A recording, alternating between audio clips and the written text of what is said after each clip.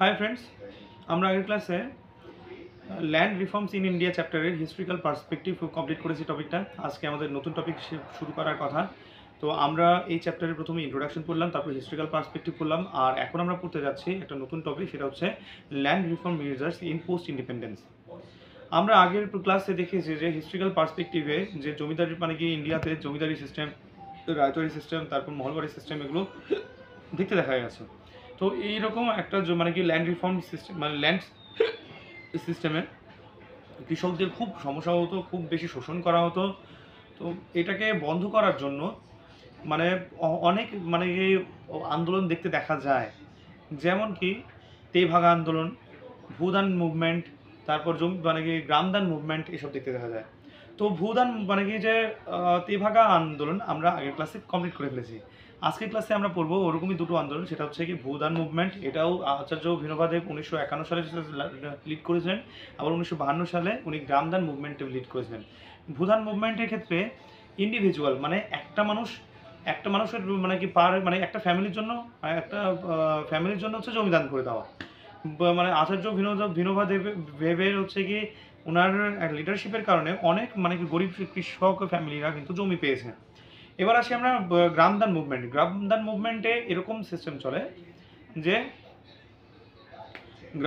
মানে কোনো একটা কমিউনিটিকে, বিরাট বড় কমিউনিটিকে একসঙ্গে বিরাট বড় একটা গ্রাম হচ্ছে দান করে দিল, যে না এবার তোমরা হচ্ছে এখানে ফসল ফলাও, তোমরা হচ্ছে কি এটা অ্যাডমিনিস্ট্রেশন করো, আর সঙ্গে সেখান থেকে ইনকাম করে মানে ইনকাম করতে থাকো তো রুজির জন্য।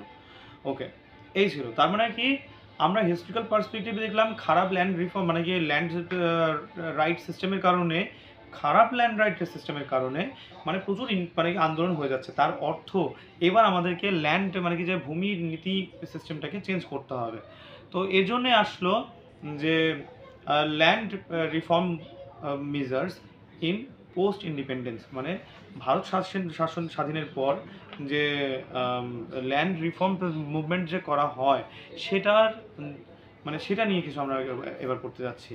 ঠিক আছে, যে দেখি কতটা যুক্তিযুক্ত এবং কেমনভাবে ল্যান্ড রিফর্ম করা হলো এক্সিস্টিং প্রবলেমকে সলভ করার জন্য। তো চলো শুরু করি আমরা এই টপিকটা। তো land reform measures in post independence টপিকটাকে আমরা তিনটি অংশে ভাগ করি। একটা হচ্ছে abolition of intermediaries, tenancy reforms, আর হচ্ছে কি রিঅর্গানাইজেশন অফ এগ্রিকালচার। তো এই তিনটি টপিকের মধ্যে আমরা আজকের ক্লাসে পড়তে যাচ্ছি যে অ্যাবলিশন অফ ইন্টারমিডিয়ারিজ আর হচ্ছে টেনান্সি রিফর্মস। প্রথমে আমরা আসি অ্যাবলিশন অফ ইন্টারমিডিয়ারিজ। এটা কি যে ইন্ডিয়াতে ভারত স্বাধীনের পরও 57% জমি কিন্তু জমিদারদের কাছে ছিল।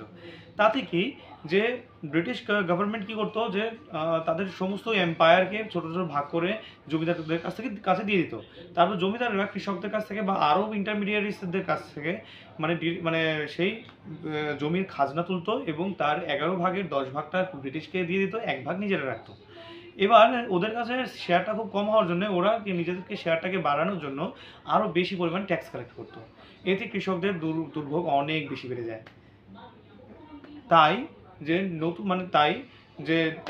এই ইন্টারমিডিয়ারিসটাকে বন্ধ করা উচিত, এটা গভর্নমেন্ট ভাবে। কারণ কি, যদি গভর্নমেন্ট যদি ইন্টারমিডিয়ারিস রাখে জমিদারদের মাঝখানে রাখে, তাহলে জমিদাররাও একই কাজ করবে, যে কিছু পরিমাণ ট্যাক্স বেশি রেখে কিছুটা অংশ গভর্নমেন্টকে দিয়ে দেবে। এবার গভর্নমেন্ট দেখবে যে আছে যে ট্যাক্সও পাচ্ছে, কিন্তু সেই তুলনায় ট্যাক্স পাচ্ছে না, এবং উল্টো গ্রামীণ যেসব কৃষকরা আছে এতে কিন্তু খুব ক্ষতি হয়ে যাচ্ছে। তাই মানে এই রকম জমিদারদেরকে উচ্ছেদ করা খুবই দরকার। এজন্য 1956 সালে জমিদারি অ্যাবলিশন অ্যাক্ট পাস করা হয়, যার ফলে জমিদারি, মহলবাড়ি, রায়তবাড়ি সিস্টেমটা অ্যাবলিশ হয়ে যায়।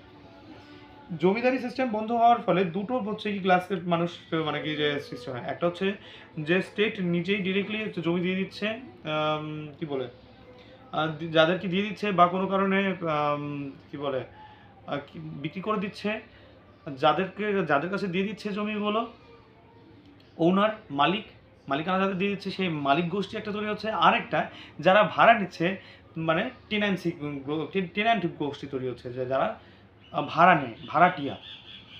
আচ্ছা, তো এটা গেল অ্যাবলিশন অফ জমিদারি মানে কি যে অ্যাবলিশন অফ ইন্টারমিডিয়ারিসের মধ্যে পার্টের মধ্যে কী বললাম আমরা, অ্যাবলিশন অফ জমিদারি মানে জমিদারি অ্যাবলিশন অ্যাক্ট, আর হচ্ছে তার ফলে সৃষ্ট যেসব ক্লাসের মানুষ। ঠিক আছে, আচ্ছা এবার আমরা আসি যে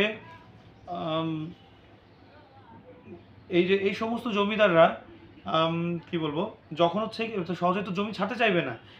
গভর্নমেন্ট যখন হচ্ছে কি জমিদারকে জমি ছাড়তে বলবে, তখন হচ্ছে কি অনেকেই প্রবলেম করবে যাদের কাছে কিনা পলিটিক্যাল পাওয়ারও অনেক বেশি আছে।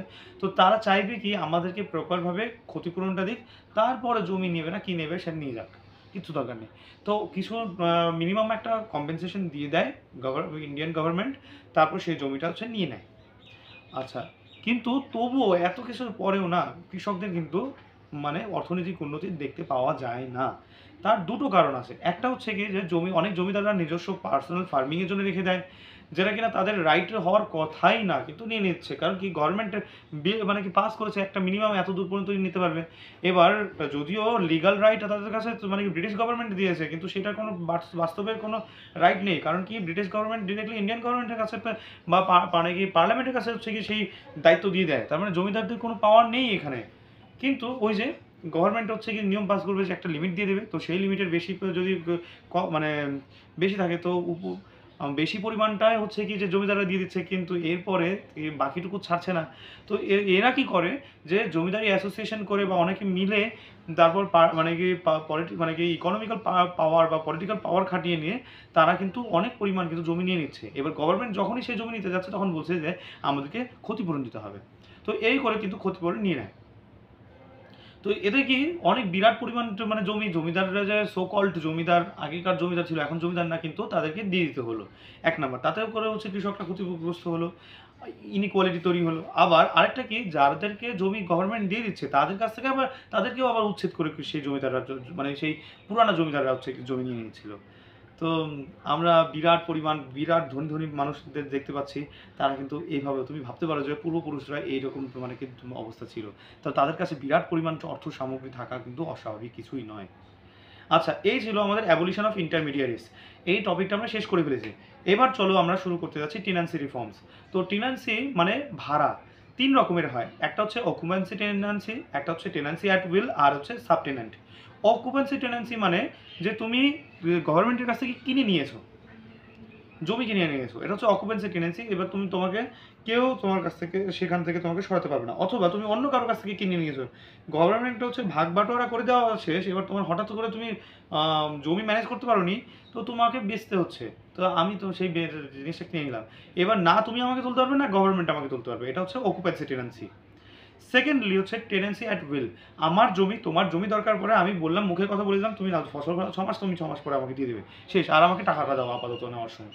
এবার কোনো কোথাও লেখা থাকলো না, এগ্রিমেন্ট করা থাকলো না। এবার 3 মাস যাওয়ার পর দেখলাম তুমি ফসল ফলিয়েছো, এবার তুমি আমাকে দিয়ে দাও জমিটা। আমি জোর খাটালাম, হ্যাঁ পারি, আমার কাছে সমস্ত পেপারস আছে। থার্ডলি সাবটেন্যান্ট। সাবটেন্যান্ট মানে কি, এবার তুমি আমাকে এগ্রিমেন্ট করিয়ে নিয়েছো যে অনেক ঝামেলা করেছো, এবার আমি এগ্রিমেন্ট করতে যাচ্ছি বাবা, তোমার দিকে কোনো বিশ্বাস নেই।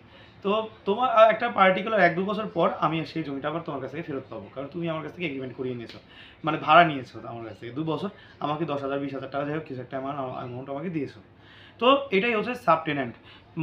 মানে কি পুরোপুরি মালিকানার জন্য কিন্তু একমাত্র অকুপেন্সি টেন্যান্সি জড়িত বা হচ্ছে এটাই খাটানো যায়, কিন্তু বাকি দুটো কারণে যে টেন্যান্সি অ্যাট উইল এবং সাবটেন্যান্ট, এটার কোনো ভূমিকা নেই পুরোপুরি মালিকানা পাওয়ার জন্য। বুঝলে ব্যাপারটা? তো এইরকম প্রবলেম আসছে যে টেন্যান্সি অ্যাট উইলের জন্য তো গভর্নমেন্ট একটা মিজার তৈরি করলো যে আচ্ছা রেগুলেশন করতে হয় টেন্যান্সিকে। তো 3 রকমের হচ্ছে কি মিজার নিয়েছে। একটা কি রেগুলেশন অফ রেন্ট। তো অনেকে কিন্তু ভাড়া কিন্তু কী বলে মালিকরা কী করে, ভাড়া অনেক প্রয়োজনের থেকে অনেক বেশি নেয়। তো সেটাকে নির্দিষ্ট করার জন্য কী করলো মানে গভর্নমেন্ট, আচ্ছা ভাড়া এখন থেকে যা প্রডিউস হবে ল্যান্ড থেকে তার 1/4 থেকে 1/5 পর্যন্ত নেওয়া যাবে। 5 ভাগের 1 ভাগ বা 4 ভাগের 1 ভাগ প্রডিউসই নিতে হবে, উৎপন্ন জিনিসই নিতে হবে। সিকিউরিটি অফ মানে কি যে টেনিওর মানে কি, তো যে যত 2 মাস 1 বছর 2 বছরের জন্য ভাড়া নেওয়া হলো সেটা যেন এগ্রিমেন্টে থাকে, সেটা কিনা একদম মেনশন করা থাকে, মিনিমাম এত দিনের জন্য ভাড়া দিতেই হবে, এটা গভর্নমেন্ট ফিক্সড করে দিল, ঠিক আছে। আচ্ছা, এবার আমরা আসি যে আমাদের third topic ownership rights of হচ্ছে কি টেন্যান্টস। ওকে, এবার এরকম একটা প্রবলেমের জন্য এই যে টেনেন্সি অ্যাট উইল বা জমিদারি পুরানো জমিদারিতে যে সেই প্রভাব, এটাকে বন্ধ করার জন্য মানে কি গভর্নমেন্ট নিজের থেকেই ওনারশিপ দিয়ে দিল, নিজের থেকে জমিদারদের কাছ থেকে পারলে টাইনে নিয়ে দিতে থাকলো। এটা কি এরকম একটা হয়েছে কিন্তু গভর্নমেন্ট করেছে যে অপারেশন বর্গা ওয়েস্ট বেঙ্গলে, যারা হচ্ছে যে জমিদার পুরানো জমিদার, এবার অনেক মানুষ তাদের আন্ডারে কাজ করতো, হ্যাঁ বর্গানি কাজ করতো, যে তুমি মাসে মাসে বেতন দিবে বা এক বছর পর বেতন দিবে সেই জমির জন্য, বা হচ্ছে কি ভাড়া দেবে, আর কি বলে জমিদাররা হচ্ছে বসে বসে সেটাকে ইনকাম করবে। তো ওয়েস্ট বেঙ্গল গভর্নমেন্ট কী করেছিল সিপিএম এর আমলে, যে অপারেশন বর্গা করলো, যে মানে লাঙল জাল মাটি তার, মানে বা লাঙল জাল জমি তার, মানে কি যারা বর্গা নিচ্ছে বা ভাড়া নিচ্ছে 2-3 বছর ধরে ভাড়া নিয়েছে, ব্যাস যারা 2-3 বছর ধরেও ভাড়া নিয়েছে তারা হচ্ছে জমি মালিকানা পাবে।